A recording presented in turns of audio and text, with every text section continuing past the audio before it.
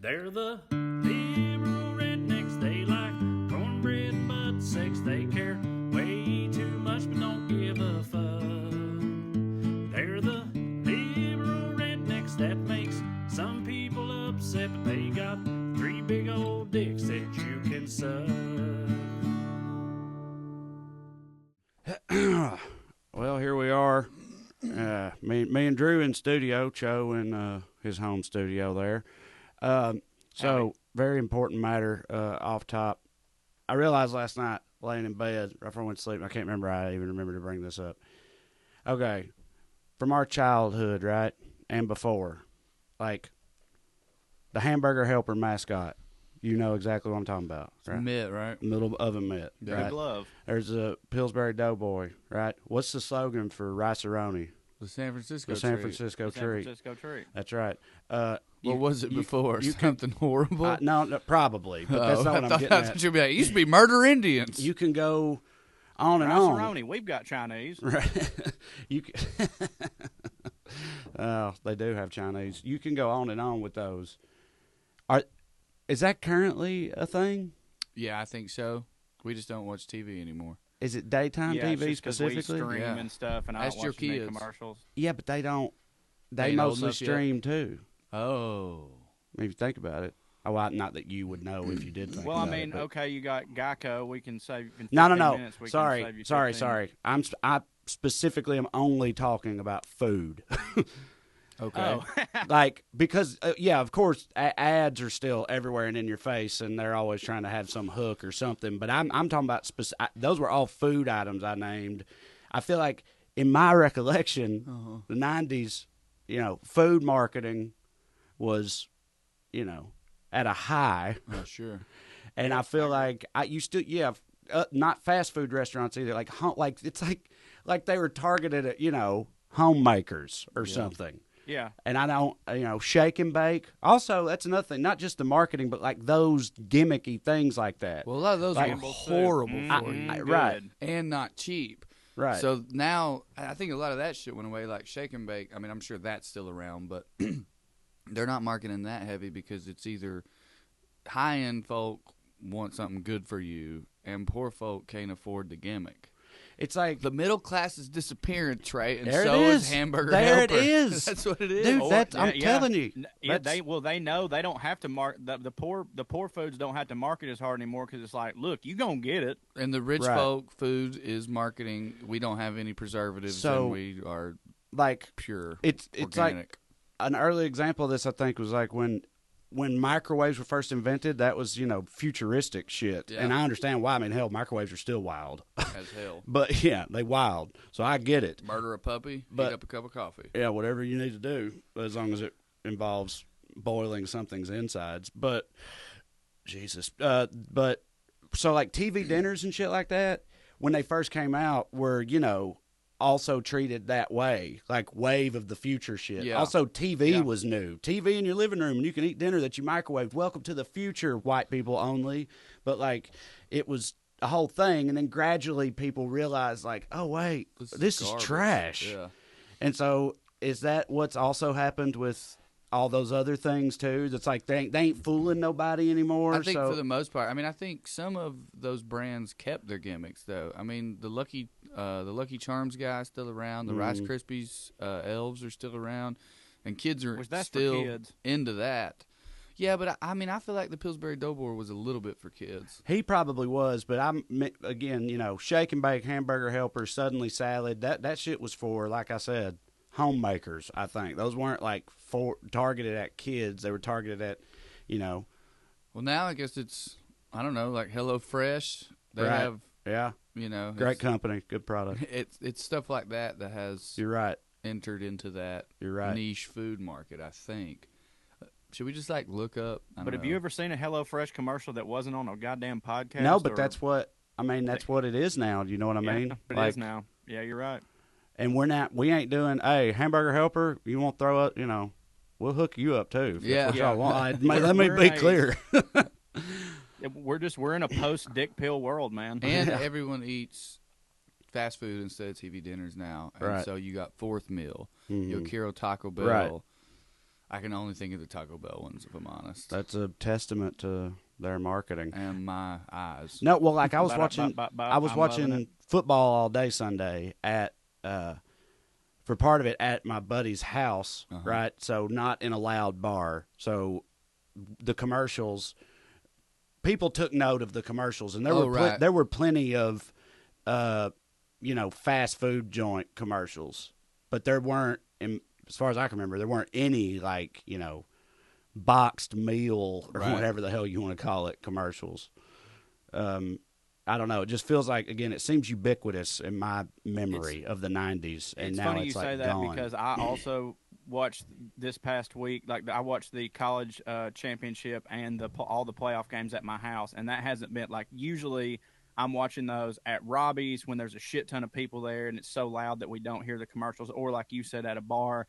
And I also took note of some of the commercials, and I assume that because of y'all's market versus my market, y'all don't know what Chick-fil-A is doing with their new campaign yet, or am I wrong? Have you seen these new commercials? Is it where they have some like really heartfelt story about like a deaf guy?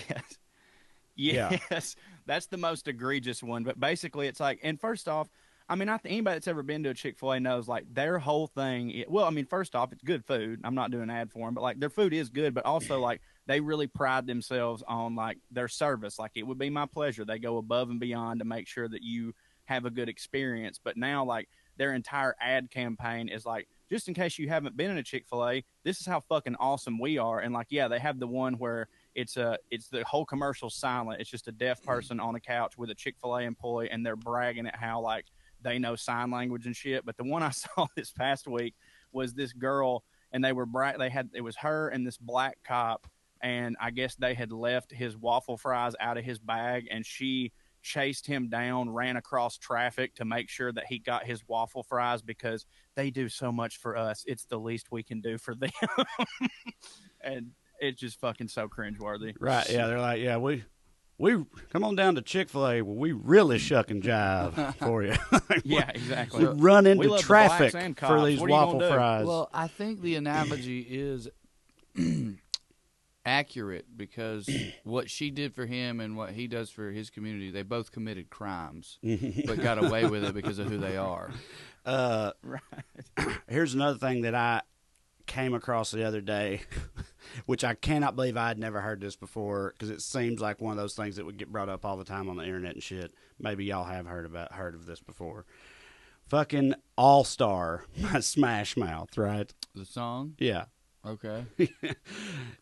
Did you realize it ever occur to you that a good chunk of that song is about the looming threat of climate change? Yeah, man.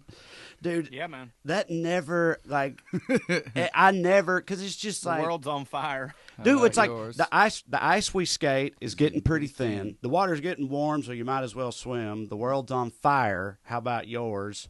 That's the way I like it, and I never get bored. And then, and then later Dude, that's he a said, theme. getting cold. That's a Wait theme with until it Smash gets Mouth. colder. Something when you get older. The media men beg to differ because they ignore the hole in the satellite picture. All this shit, Yeah. like it's all just. And I had never. That was one of those songs. All their songs, I just like a lot of people. I guess I just never even attempted to analyze Smash Mouth lyrics. They had that whole song, "We Might As Well Be Walking on the Sun," and it was about that too, dude. They've been woke as a motherfucker for a while, Smash Mouth. But it's so like cheesy tune wise, Right. And then the hook. Yeah. Hey, now you're an all star. Uh-huh. I can't decide if the thought or plan was nothing. Just like this is what the dude wanted to write about, but he also wrote catchy hooks. The thought or plan was if I make my hook really catchy, I can earworm this other stuff into these kids' brains. Right. Or if it's completely ironic, like you're an all-star, get your game on, go. Like he's saying, Don't worry about it. This is the. It's it's like Smells Like Teen Spirit. With Right, Nirvana. yeah, right. It was meant to be ironic. Like it's a Right. commentary on a Right. shitty attitude. Hey, everybody, let's just rock out and smile and no worries and everything's golden. But it's meant to be ironic. Yeah, he's like, while the world burns, but don't worry about that. You're an all-star. Get your game on. Go play. Sheep. Right. I had this professor at governor's school who was talking about, he still was angry about Nirvana. He was like a very conservative Catholic professor, and we were talking about the lyrics one day, and he was like, just here we are now, entertain us. That's like your generation's whole attitude or whatever. And literally everyone was like, he's shitting on that. Yeah. That's quite literally his whole thing. Uh-huh. Anyway, maybe we're that with Smash Mouth. Apparently, yeah.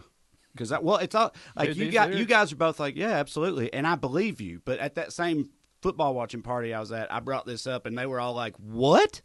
But then then we went through the lyrics, and they were like, "Holy shit!" It's like, yeah, they were trying to warn us the whole time. But none of them had heard that before either. So I started thinking, I was like, oh, this is a thing that people don't know. Listen about. to these lyrics to "You Might As Well Be Walking on the Sun." Here we go. So don't delay, act now, supplies are running out. Allow, if you're still alive, 6 to 8 years to arrive. And if you follow, there may be a tomorrow, but if the offer's shunned, you might as well be walking on the sun. 25 years ago, they spoke out and they broke out of recession and oppression, and together they toked, and they folked out with guitars around a bonfire just singing and a clapping. Man, what the hell happened? These motherfuckers is woke as shit, and they're just so catchy and in the Shrek soundtrack that we don't give them the credit they deserve. Kudos to Smash Mouth. That's wow. Yeah, good for Smash Mouth. An open invitation to the well-read podcast. Anytime. Yeah. Anytime. A standing invitation. Mm-hmm. Yeah, well, you were supposed to tell us a story about your dad. Well, there's just a couple, but it's just so funny. My dad played high school football and loved it, and that was his sport. He played basketball, too. He just didn't give a shit about it. And he just, there's not as many stories. When I used to hang around all his buddies and I played football and they would tell me about my dad and how good he used to be, I didn't hear a lot of basketball stories. And I've started to hear a few more over the years, and I thought of one this weekend, and I was like, man, I ain't never told that one on the podcast. So, a couple. Every story I do hear from him or one of his buddies is something like this. There's a guy in Oliver Springs who played at Kentucky. He ended up not panning out there, but he was 6'8" and really good, and he dunked on my dad, and my dad pulled his shorts down. He was just constantly doing stuff like that. That was the way he played basketball. Well, hold on. In a trolling kind of way, or in a fuck you, nobody dunks on the Duggar, I think it was both. Yeah, right. Yeah. My dad was a hippie. He had long, really dark brown hair. It almost looked black. And he was fast and he could jump. And my favorite story, he worked with this guy named David Jones. David Jones and my dad worked on the railroad together for years. They used to drive around and find pickup basketball games and play to 100 and try to fight everybody there if they lost. But I don't know anybody like that. Nobody like that. But David talks about how when he played high school basketball for Scott High, so if there's one school in the area more red than Sunbright, it's where Andy, my wife, grew up. Scott County. Is Oneida separate from that? The school is separate, but it's in Scott County. Okay, all There's right, two go ahead. schools. There's Oneida City School District and then the Scott County School District. Oneida's where all the money is. Okay. Yeah. When they played him, $17. Yeah, exactly. Nah, Oneida's got some rich folk, man. The coach of Scott High they played man-to-man, which was very rare back then. And David would always tell the story. He tells it every time, and it always cracks me up, that he would go through the line telling him who to guard, and he would save David for last. And apparently he did it every game. And he would go, and David, you guard that goddamn Indian boy. Because my dad had long black hair and was fast. The dude just thought he was Indian. Right, yeah. And that just killed me. Just thinking about that's so Scott High, especially that time period, the 70s. Well, he's got long hair and he's fast. He must be an Indian. Right. It is different Because hippies are illegal here. Exactly. You can't be a hippie here. Right. So he must be an Indian. Right. Be an Indian. Is your dad not an Indian? Mm-mm. Okay. Well, I know. It's very common for dads of our generation where we're from to be Indians. The only thing I heard that everybody used to be an Indian back in the day. I mean, to hear them tell it, for people that don't know what the fuck we're talking about, it's an extremely common thing where we're from for white people to talk about how they're 1/8 Cherokee or 1/16 Cherokee or whatever the fuck. My mom had a story that she stops telling about someone in her family. I think it was an aunt, though, so it never was, claimed to have trickled down to us. But But she had an aunt or a great aunt who was Cherokee, so her cousins were 1/8 or 1/16 or whatever.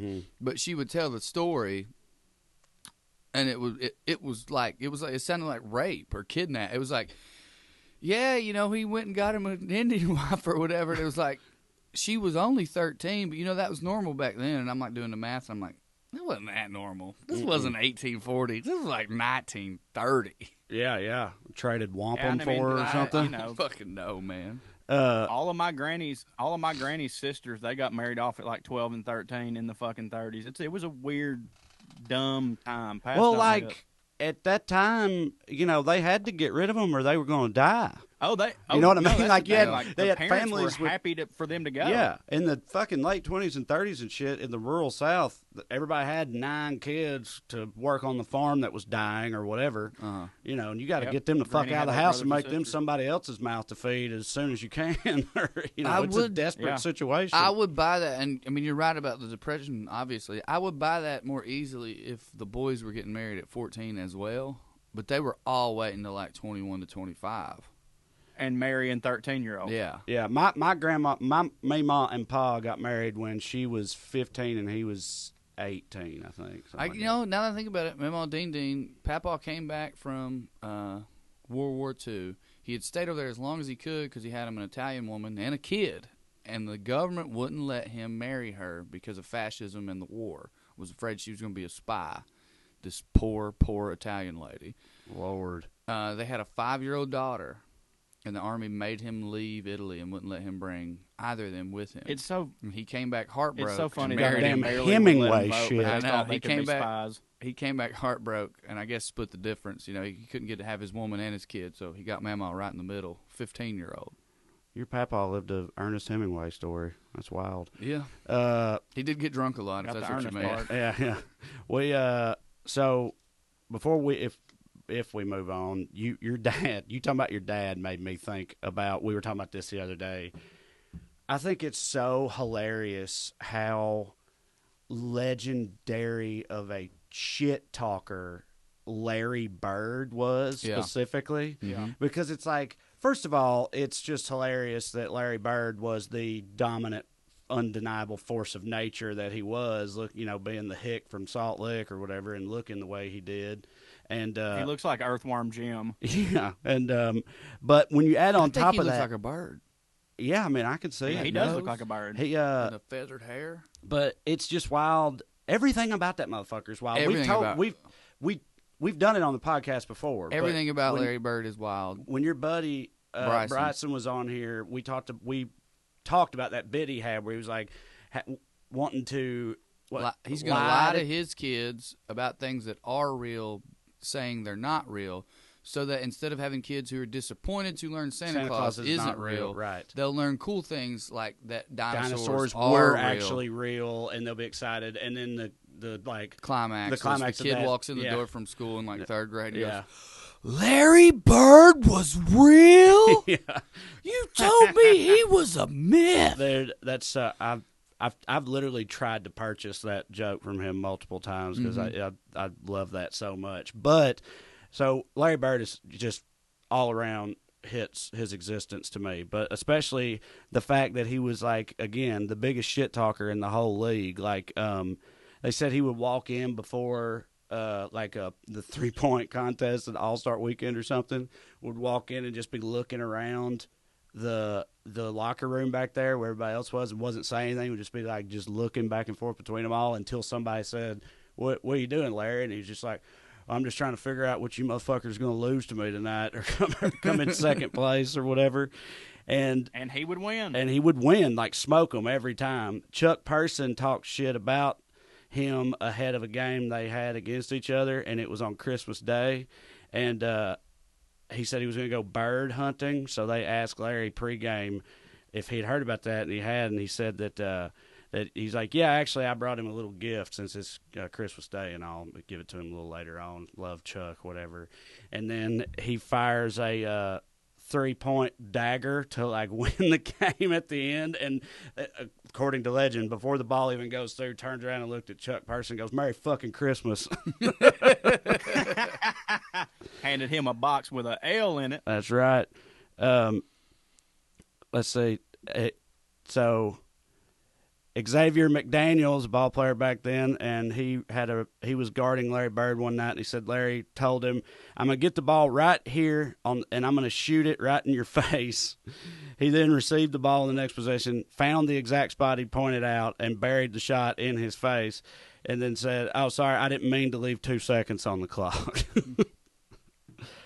Jesus. Yeah, but just look at that dude and just picture him just going in. Oh, and one of my favorite stories of all time about Larry Bird was when it's not on the list that I'm looking at because I guess it wasn't really him talking shit, but he said in an interview once after his playing career was over that he would get genuinely offended, like upset, if the other team put a white dude on him. Yeah. Like It pissed him off. It pissed him off so much if they dared to put another white guy on Larry Bird, he would get like offended I to get his that. core. It's so funny, man. I hate it when they put an old guy on me when I show up at a new place to play ball. Yeah. It's just furious, you know. The white guy, I could, you know, I deserve that. Right.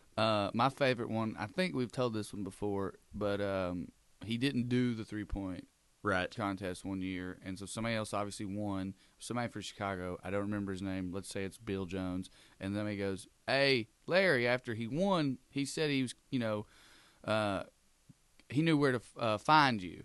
Yes. Oh, this is a He great couldn't one. wait because I know where to find Larry, and he goes, "Yeah, I know where to find him too." At the end of the Bulls bench. That's right. Yeah. Dude, that's so Nice. brutal. All Just right. off the cuff. All right, what? Oh, What do you got? I had something. It just left me. Damn it. Never mind. Joe, what do you got?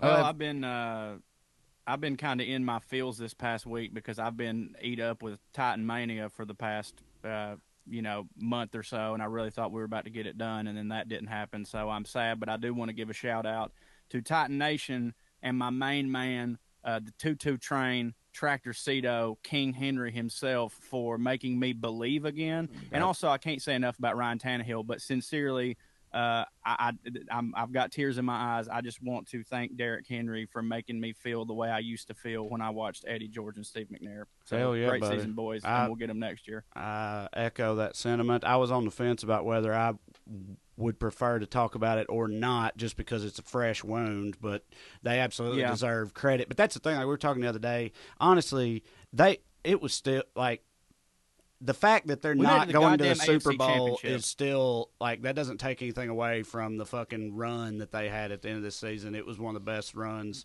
in American sports in a while, in my opinion, and it was fucking awesome. I loved it. Dude, they dethroned Brady and then they beat the fucking MVP. I mean, and they were a wild card. They weren't supposed to be there. We had a backup quarterback that came in and absolutely caught fucking fire, which makes me nervous because now we're about to have to 100% give him a lot of money and a contract extension. And I've been saying, like, he's been playing for his job this year, which is a lot different than when you get it and you got that cushion. You can make and I know a lot of Dolphins fans, and they're like, boy, I don't know about this. There's a way to ensure that he's playing for his job again next year, too. Apparently, a lot of time, because of the franchise tag, they average the top 5 salaries at whatever the position is, and that's your salary if you get franchise tag. If a running back, that's why Le'Veon Bell set out. That's why, like, if a running back gets franchise tagged, a lot of times they'll hold out because, like, running backs have very short careers. They got to secure the bag, whatever. They don't fuck with that. But apparently, like, quarterbacks are more all right with it because it's a much higher number. Their careers aren't built the same way the running backs is. So a lot of people are saying the Titans would be wise to franchise Tannehill because it shouldn't, like, upset him in the way it would Derrick Henry and give Henry the extension, which is what I hope they do. But I'm also talking out of my ass, so I'm no. Derrick Henry I'm no deserves GM. whatever the fuck he wants, without a doubt. Absolutely. Them dethroning the Patriots might be my favorite sports thing that's happened. Yeah, I mean, I was thinking about the Vols basketball team and how much I enjoyed them last year. Yeah, that was awesome. But that was better. That and then also like the Ravens. The Ravens were people don't remember. People that aren't Titans fans certainly don't remember because nobody remembers shit about the Titans ever. But the two previous best chances the Titans had before this year, 2008 and 2003, I believe. So 2003 is back in the Aaron McNair days still. And then 2008 was when that was CJ2K. That was that season. They started out 10-0 and went 13-3. Both of those years, the two best Titans teams of the past 2 decades were like favorites, number 1 seeds, playing in Nashville, and the underdog Ravens both times came in and upset them and beat them. So like that was also like we owed them that shit, and it was and Lamar's and I love Lamar Jackson. The 08 game, I was at a wedding. I was in it. It was Daniel Childs, my college roommate. His colors were purple and something, and we had on black tuxedos. Yeah. And we were all Titans fans. We were watching the game like back in the back of the church, ready to get him married or whatever. Got him married, then we all go out to celebrate. Hopefully the wedding and the win. We lose. Now I'm in Nashville with fucking purple and black on. Yeah, it's rough. It sucked. I was in Nashville too. I was at that game. We ain't got to tell the whole story, but drunkest, reddest, shittiest I've ever been in my entire life was at that game because we all went to it. And yeah, the general atmosphere afterwards was not a good one. But if I'm not mistaken, both of those Ravens team ended up going to the Super Bowl, did they not? Not 2008. The last time they were there was 2012 when they beat the 49ers. Before that, it's pretty sure they got beat by Tom Brady's Patriots that year, 2008. Actually, yeah, you're probably right. No, Steelers, I think. That was the year that Steelers and Cardinals was that year, maybe? Yeah. Yep, that was the Bettis fumble. Yeah. So anyway, that was the year Bettis almost lost it all with that fumble, but they ended up winning. Well, I don't know. Corey brought this up before you got here. I guess we might as well get into a little bit of it. Although I had not yet seen it. Just let me say it real quick. Go Chiefs. Yeah. Yeah, I don't. Neither of the teams. I don't really give a shit. I don't have for you. No, as a also Raiders fan, I just can't root for the Chiefs. But I really like Patrick Mahomes and Andy Reid are both awesome. Yeah. But I also think that the Chiefs have some like very unlikable motherfuckers on their team too. Sure. And of course. And then the 49ers are whatever. I like Richard Sherman. Yeah, I love Richard Sherman. I like Richard Sherman. I ain't got nothing against Garoppolo. He's gorgeous. He is. He's very pretty. And so I mean, yeah, it's whatever. I don't really give a shit. Ain't Bosa a big MAGA guy? Yes, he is. Well, fuck and him. that don't hit. I guess his whole family's like that. Unfortunately, he's also probably the most equipped defensive player in the NFL to stop Patrick Mahomes because he can get pressure, but he's also really fast. Yeah, I don't think – I mean, if we're just if I was – I don't know. Cause, I mean, the 49ers defense is head-to-toe legit, but it's like the Chiefs are like you almost can't stop them. And we have good passing defense. So we don't have good running defense. If they run the ball, though. They run the fuck out of the ball. Is he mobile? About as much as any of them are nowadays. Meaning, like, I mean, yeah, he's pretty athletic, but he's not a scrambler. We're going to lose. Anyway, Corey was telling me about this Hillary shit before you got here. You don't know? No, I haven't looked at the news all weekend. I've been in Portland. Yeah.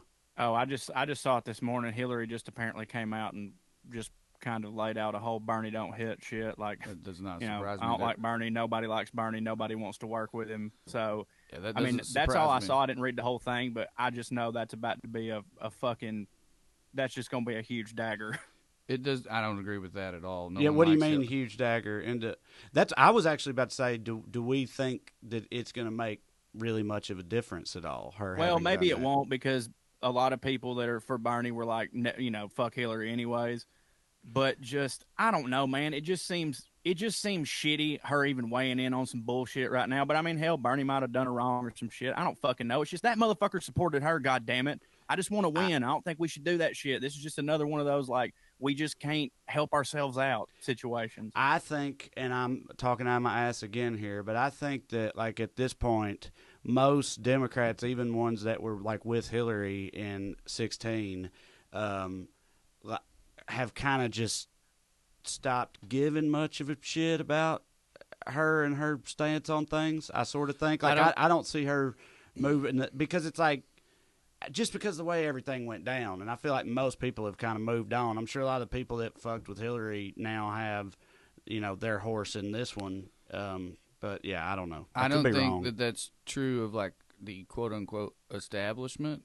I think Yeah. she pretty accurately represents it. They've been going after him literally this whole campaign. Right. There's a way I could see it helping him in the sense of, unfortunately, I think he's got to throw the gauntlet down. I think he's got to be like, yeah, people don't like me because the Democratic Party has become a party of big business, of big donors. You know, he's got to start talking about, let's talk about who Hillary Clinton and Bill Clinton's friends are.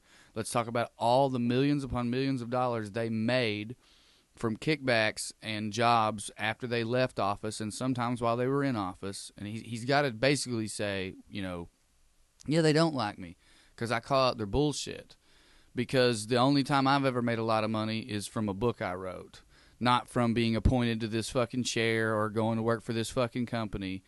And he's got to essentially call out what is, in my opinion, the main problem with the Democratic Party at the top, which is they kowtow to huge business. They're huge Well, pro-business and not necessarily pro-worker because businesses don't want to pay workers or give them benefits, et cetera, et well, cetera. I guess And when he I guess does, also like. go ahead. Well, I guess also that, like, you know, that percentage of people who, like, were for Bernie but then flipped to Trump, like that weird little Venn diagram or whatever, if some of those people still exist and they hear they were kind of for Bernie but then went to Trump and then hear that Hillary don't like Bernie, they might be like, okay, well, opposite of her hits. I think, I think the best chance he has is people who won't usually vote coming out in the primary and voting, but the thing is that's less likely in the primary than it is anything else. Yeah, nothing shocks me anymore. But like the fact that they being the establishment, the Democratic, party on a national scale, are doing the same type of shit that they were doing before with like, doing everything they can to like remove him from the right, meaning like having polls and shit where they don't even put his name on it, right, or whatever. It's where like they announce who came in second. Did you see? Yeah, that type of shit. And I saw one the other day where like it was every major Democratic candidate, and it was a poll for Democrats, except Bernie wasn't on there, and it was just listed as other, and other had like the majority, like it was other one, by like 10 percentage points or something like that. And it's just like, I don't know. I don't like, who are you fooling with that shit? But I mean, old people, I guess, is the answer. I don't know. Well, you're probably being celebrated by the people who say and really believe and feel this in their heart. He's not a Democrat and I don't want to vote for him. You're getting them excited and they're into it. But you're not going to change those people's minds anyway.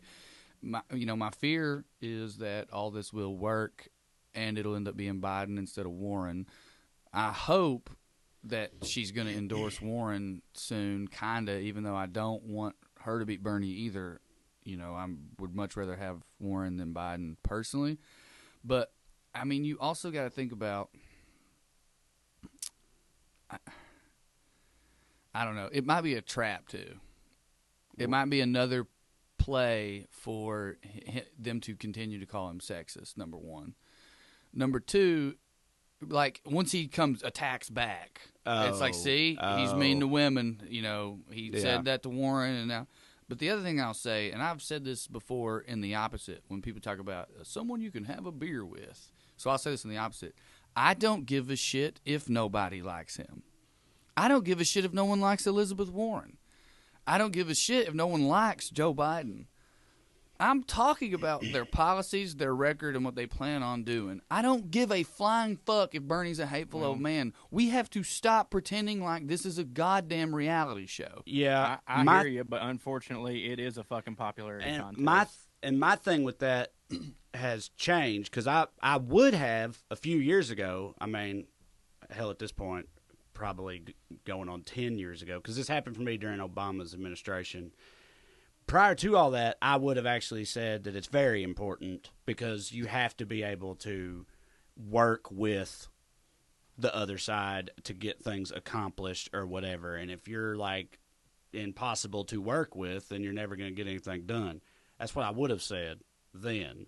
But then the Obama administration illustrated to me that like it doesn't he literally the coolest, most charismatic motherfucker on planet Earth, who by the way didn't hit for me, was obviously very willing to work with, you know, you name it, the banks or fucking, you know, whoever, law enforcement, whatever. Like, he would work with people, and he's as charming as a motherfucker you'll ever find, and they wouldn't do shit with him. So I realized it's like, it don't fucking matter. So, like, if it don't matter, then I also don't give a fuck if none of them get along. Like, Joe Biden just keeps harping on this shit, like, he's been around forever. He knows how to play the game, and thus he knows how to work with these people. And I'm like, fuck working with these people. Well, that's my thing. Like, fuck working with Republicans. If Bernie got elected and Democratic senators were like, I don't like him, I'm not going to do his policies, then fuck you. Right. Like, what? Right. We won. Right. Work with him. Yeah. And, you know, that's how I feel about it, strongly. Like, I don't, you know, and then I've heard the argument, well, Bernie is hard to work with. Not nobody likes him, but he's hard to work with, so he gets nothing done. It's just not true. He's gotten a lot done. He's gotten a lot done for vets, and it's just one of those things where he was an independent for so long that no one would work with him. That's why he joined the party, not because he was hard to work with, but because as an independent he couldn't have any clout. He joined the party. And people have started working with him, but they don't like him because he doesn't kowtow to them. He doesn't fall in line. They don't like AOC either. When you're in a group of people, and y'all's whole like thing is like, you know, we're in the pockets of big pharma and big tobacco and lobbyists and shit like that. I bet it's hard to work with someone who don't play ball like that. Yeah, it's wild, you know, when you actually have like principles. And on that note, I mean, like, it can make you hard to work with. And on that note, if you're out there and you're listening right now and you don't like Bernie, that's fine. But AOC has the same rep, for the record. Pelosi doesn't like her, keeps throwing jabs at her because she says she's hard to work with, because she says she doesn't compromise enough. And so this is something that's emerged that I've seen, where there's so many people who are like, yes, Queen, AOC, fuck Bernie Sanders. You need to look into your soul and figure out what the difference is. Because policy-wise, they're the same person. Now, if you just go, well, I like a strong Latino young minority, you know, woman, you know, I'm for that. That's fine.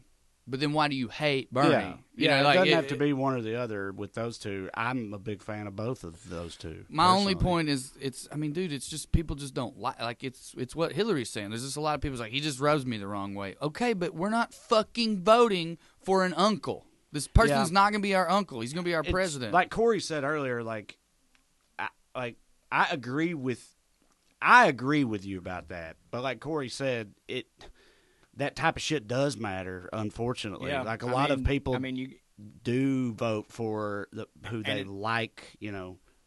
And it's always been that way. It's not like a new, like, in the reality show age. I mean, very famously, Franklin Pierce won the election in a landslide when he was the most unqualified motherfucker to do it, because he just happened to be college roommates with Nathaniel Hawthorne, who was the biggest novelist of the time. And Nathaniel Hawthorne wrote a biography about me and my buddy Franklin Pierce, and then everybody was like, oh, wow. And he was the most insanely popular motherfucker, and he goddamn won. Then he wrecked a horse drunk and a bunch of other shit. But, you know, it just always has been who's the most popular. It sucks, but it's always been that. Yeah. I still, though, my fundamental stand, which is an easy one to take, but I don't give a shit as far as all that goes, is like, you know, I don't give a fuck if it's a ham sandwich. You know, I'll fucking show up to vote for the porcine senator from Arkansas or wherever the ham sandwich is from. But yeah, I like Bernie a lot. I voted him in the last primary. I like Warren, you know, whatever. I like a lot of them. There's things that piss me off about all of them too. To me, there's just a job one that we have, and that job is defeating this motherfucker, and at all costs, as far as I'm concerned. So, like, you know, whoever it ends up being, I'll be there. Yeah. Well, I mean, like, here's just an example. Here's a tweet.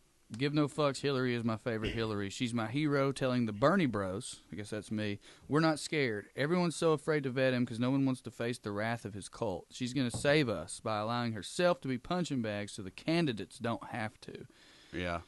That, to me, is borderline insane. And not because I don't believe there are people who are for Bernie who are mean on the internet. It's that extrapolating your entire political view because someone who likes Bernie Sanders is mean to you on the internet is insane. Case in point, I have been shit upon for being pro Bernie Sanders on the internet by Hillary supporters, Biden supporters, over and over again. But at no time would I take that and go, see, this is because that's who they all are. It's weird. It's super weird.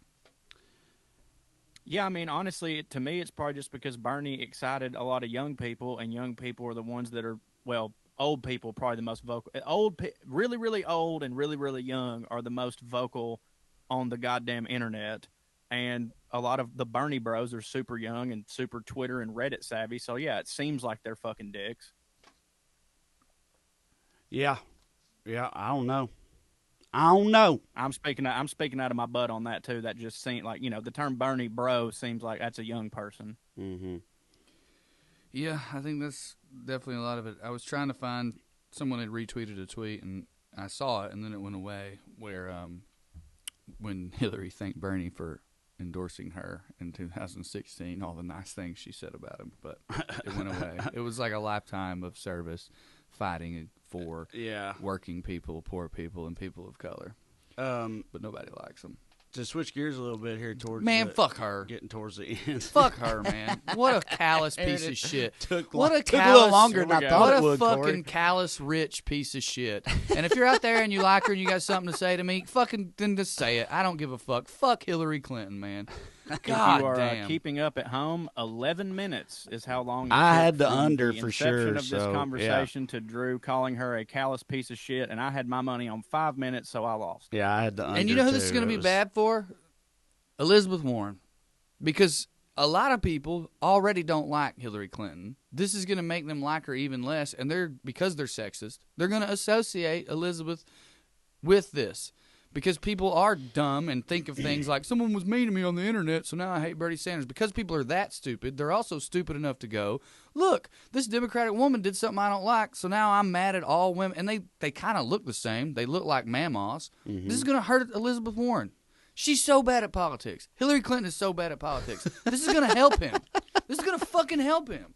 God, she's so bad at politics. So I want to point out, and you're going to dispute this a little bit maybe, but this is objectively exactly what happened. This is the influence of this is how much social media and shit can affect a person in their day-to-day life or in their brain, because we brought this up to Drew. He didn't know about it yet, and I didn't either, Corey, until you brought it up. So we started talking about it, and it's a measured conversation. At a certain point in this, I know what you're gonna say, and you're wrong. Drew gets on Twitter to look into some shit, see some stuff that's been said about it or whatever. This man spends 90 seconds on Twitter on this subject and is frothing at the mouth, furious about the topic overall now, whereas pre-Twitter it was fine. Not fine, but this shit. This is what happens to all kinds of people with every subject all the time. Dude, pre-Twitter, I wouldn't you. have even heard about this because I would have had to go get my paper this morning, and it's fucking cold. Right. That part's true. But the rest of it, I'm just going to – maybe that's true generally, but I'm going to defend myself a little bit. I was looking for that specific thing after it disappeared so that I could read it and show it to you. Nothing I saw just now made me angry. Once I stopped looking at Twitter and thought about what just happened, that's when I got furious. And part of the reason I got furious is it's just dumb. If her goal is to get him not elected, I don't think she's going to accomplish that at all. I think that's going to blow up in her face. If her goal is to say, we as a party need to come together, that's not going to fucking happen. That's the other thing. This is going to hurt Biden and Warren. That's who it's going to hurt. Like, so many of his supporters are just as childish as apparently she is. So many Bernie supporters are still going to be mad about this, and they're going to blame Elizabeth Warren. Well, maybe she's great at politics, and that's her end game. What? To get Trump elected? Yeah. Well, there you go. Don't affect her any, and she gets to keep riding 4 more years of the if only we had Hillary. It's good for a fucking book sale. She don't give a shit. She's a demon. If that's the case, man, she is even worse of a person than I said. I feel like what you just said is worse than what I said. That's rough. It is. I meant to say a worse thing. I wanted to switch to a more positive topic that'll still have us ranting because we don't know how to not rant about anything that we care about. I don't think we've ever done this on the podcast, but we might have. I'm not sure. But I've been on a little kick lately because it's award season, and one guy in particular, I just want to say for the record, for everybody that's a casual moviegoer out there or whatnot, and that's it. If you got a problem with Adam Sandler, you got a problem with me, by God, because Me too. Adam Sandler.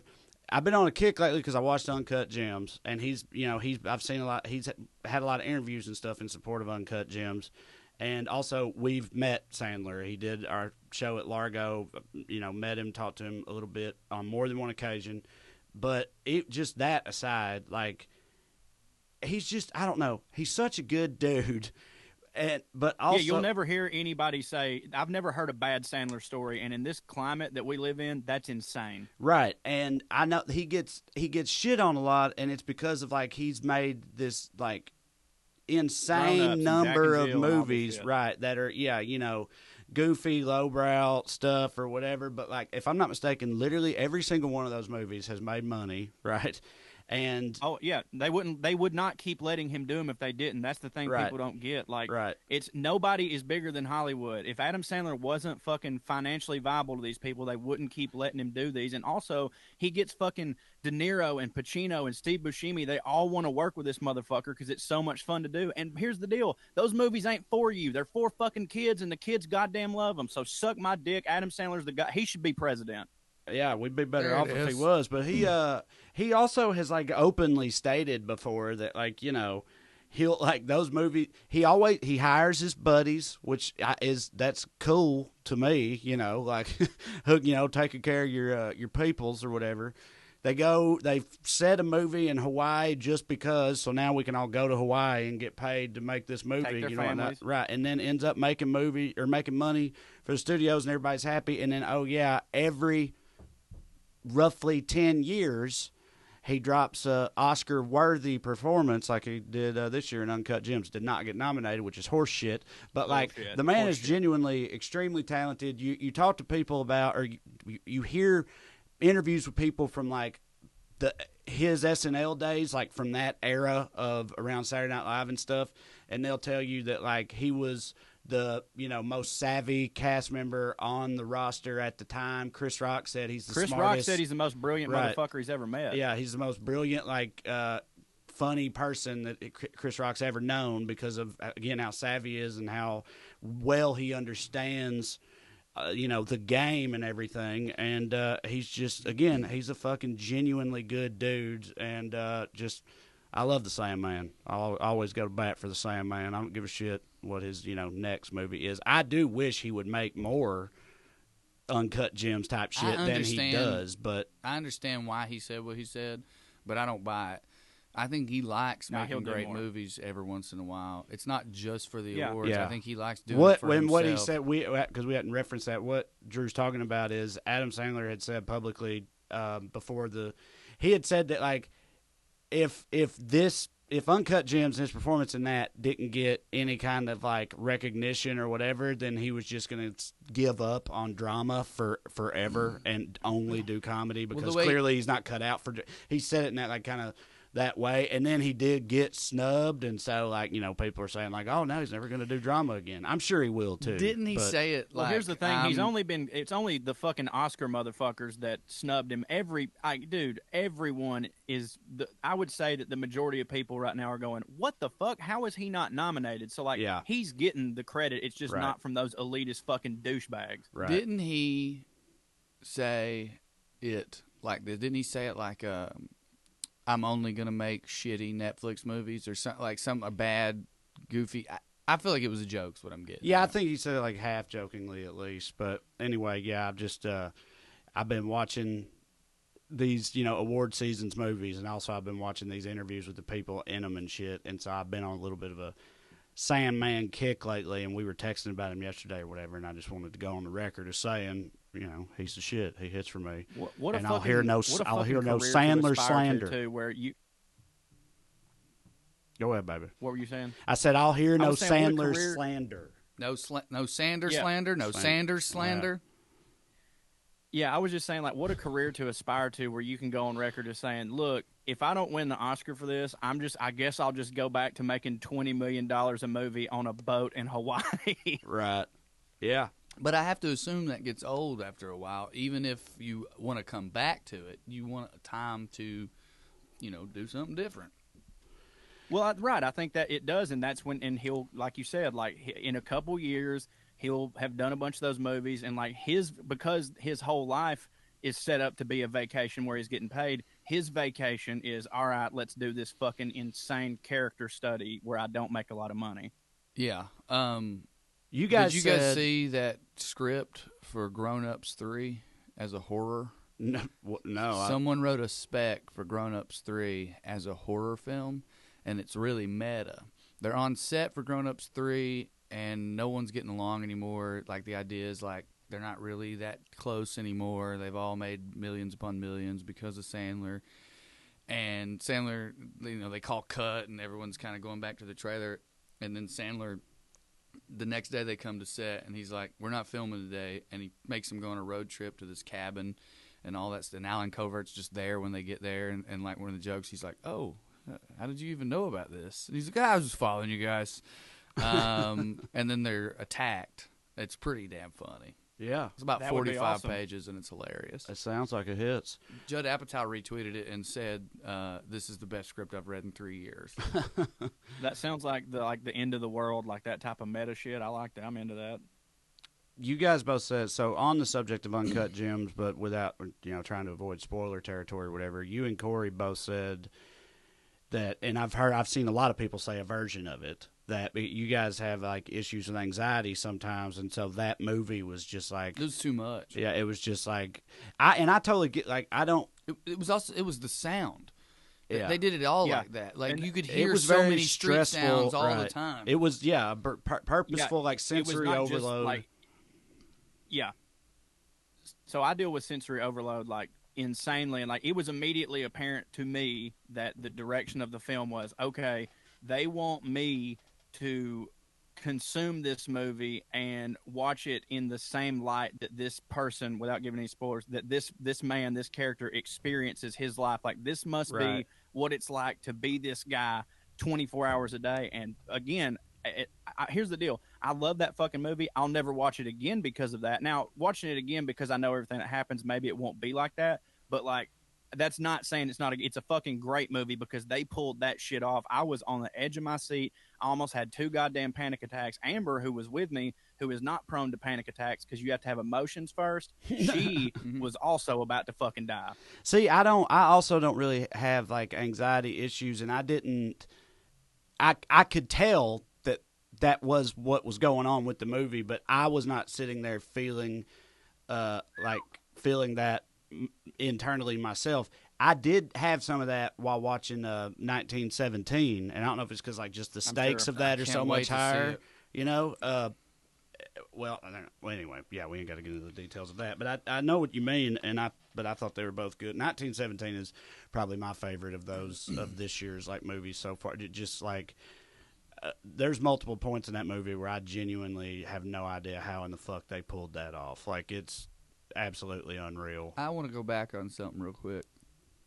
I never would doubt that Corey has anxiety problems. It's obvious at times, and I suffer from that. I know Corey does, but I'm curious as to why you think you're sensitive to sensory overload, because you like sleep with the TV on, you'll play loud music while you watch something, and I'm not saying you don't. I don't control know those. what that means.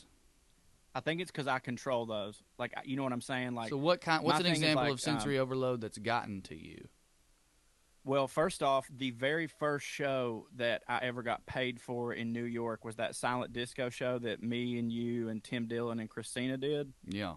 I'm not kidding. Like, I was getting, I think it was like $75, which I very much needed. Hell, I needed 20, but they were giving me 75. Well, And it was the first time I'd ever been in Times Square. And I got off the train and I walked up, and it was like at night in Times Square.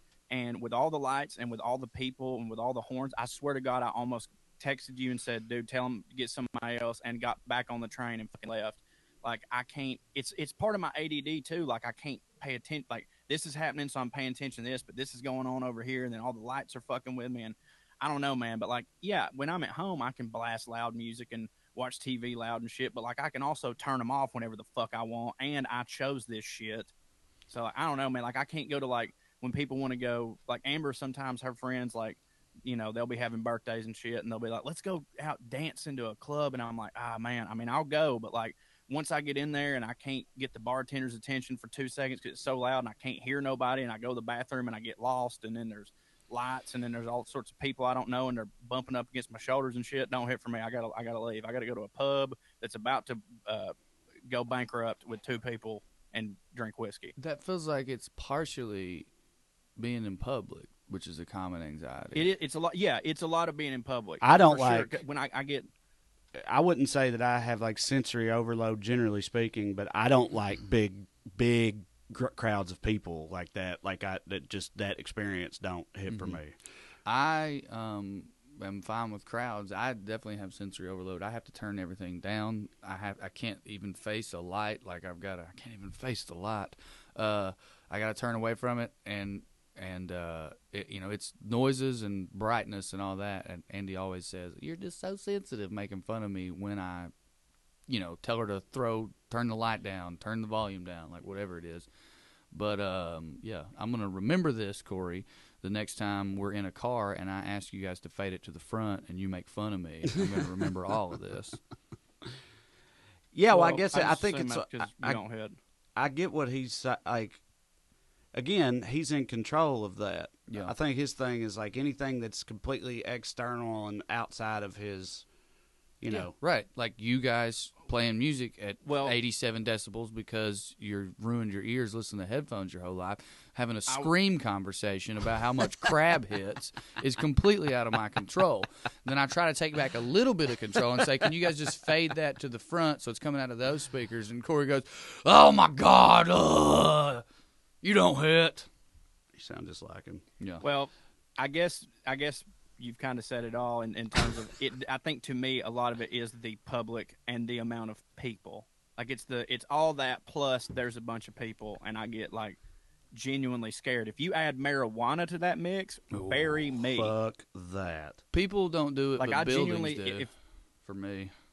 And like walls. if someone had to create my version of like the bad place or hell, it would be Times Square on New Year's Eve, and I'm like 8 times higher than a person should be. That would forever. Well, that being would be high, hell. that just changes everything. We relived a story on Into the Biscuit podcast. Check out the podcast Into the Biscuit with me and DJ Lewis. We relived a story. Dre was on there, and Dre and DJ came up to New York, and we went to a music festival. And I'm fine at music festivals, people, all that. But we were walking out of there back to our cars or the bridge or however we were getting off that island.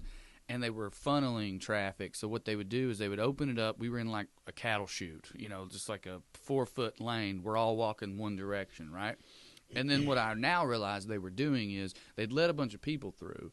Then they would stop them, close the gate, and then let buses through. And they were alternating which they were doing. Like a red light, but a red light with fences. Well, we're hammered drunk. I'm talking to them, not paying attention. We're all in this cattle chute, and we get to the front as the gate is swinging closed.